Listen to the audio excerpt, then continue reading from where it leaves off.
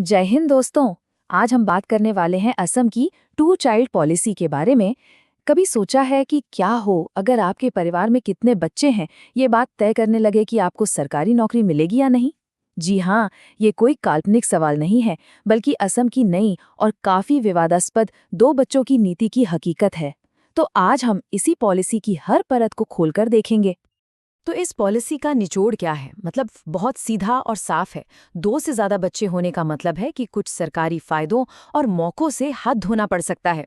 पर सवाल ये है कि आखिर सरकार को इतना सख्त कदम उठाना ही क्यों पड़ा? चलिए इसी को समझते हैं। तो वो कौन सी बड़ी वजह थी जिसके लिए इतना बड़ा फैसला लेना पड़ा? और इसका जवाब है एक शब्द में, जनसंख्या। देखिए, पिछले कई दशकों से ना असम अपनी तेजी से बढ़ती आबादी की वजह से बहुत सारी मुश्किलों का सामना कर रहा है। चाहे वो जमीन हो, पानी हो या फिर नौकरियां, हर चीज पर दबाव बढ़ता ही जा रहा है। अगर आप पिछले 10 सालों को देखें तो असम की आबादी में एक जबरदस्त उछाल आया है और इसका असर सीधा सीधा वहां के नेचुरल रिसोर्सेज पर पड़ रहा है। यही नहीं, इस बढ़ती आबादी की वजह से एक और चिंता सामने आ रही है। वो है राज्य के जो स्थानीय समुदाय हैं उनकी अपनी सांस्कृतिक पहचान को लेकर। और जब ऐसी बातें होती हैं तो जाहिर है समाज में एक तनाव का माहौल भी बनता है। और मजे की बात यह है कि ये कोई रातों रात लिया गया फैसला नहीं है।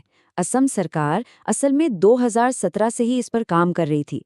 लेकिन हुआ ये कि जो पुरानी पॉलिसी थी उससे वैसे नतीजे नहीं मिले जैसे सोचे गए थे। तो बस सरकार ने फैसला किया कि अब नियमों को और ज्यादा सख्त बनाना पड़ेगा। तो ठीक है, प्रॉब्लम तो हमें समझ आ गई।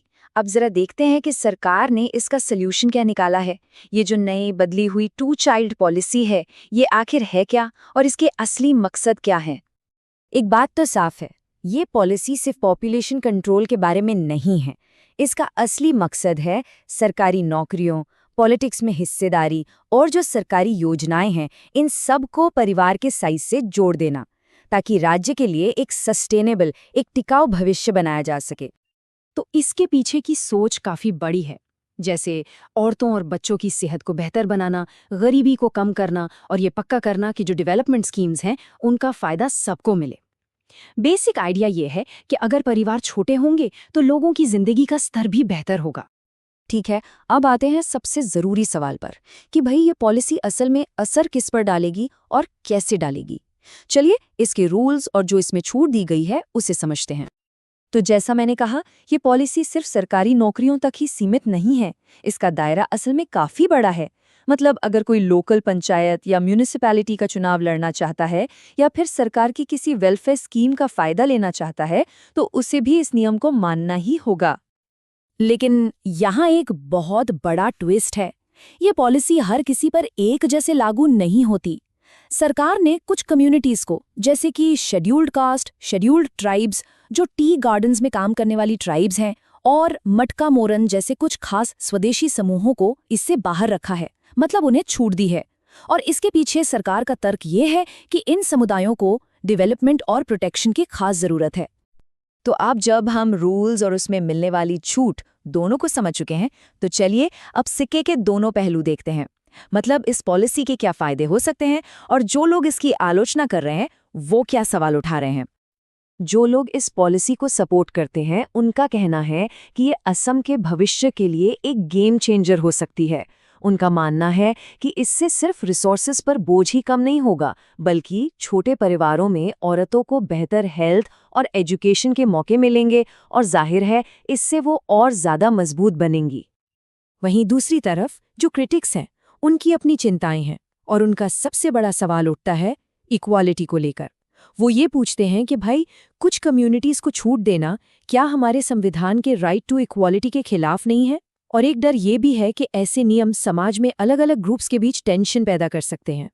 तो कुल मिलाकर हम एक ऐसे पॉइंट पर आ जाते हैं जहां बैलेंस बनाना सबसे जरूरी हो जाता है। इस पूरी पॉलिसी की कामयाबी इसी बात पर टिकी है कि सरकार डेवलपमेंट के गोल्स और सोशल जस्टिस यानी सामाजिक न्याय के बीच बैलेंस कैसे बनाती है। तो आखिर में हम क्या कह सकते हैं?